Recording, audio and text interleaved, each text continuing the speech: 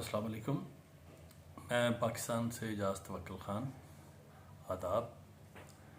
आज मुझे अपने बहुत प्यारे अज़ीज़ दोस्त जनाब अनायतुल्लाह आजिज़ साहब के बारे में चंद कलमात कहने हैं।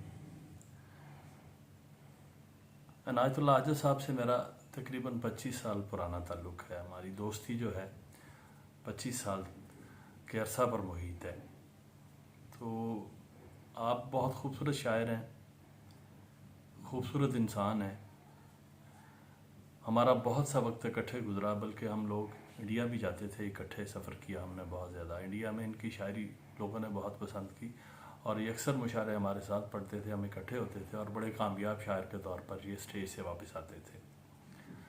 तो मुझे खुशी है इस बात की कि हमारे दोस्तों में ऐसा खूबसूरत फ़नकार, ऐसा खूबसूरत शायर ये हमारे दोस्तों में शामिल है। अब मुझे पता चला है कि स्टॉकटन में इनके साथ एक शाम मुनक़्क़द की जा रही है।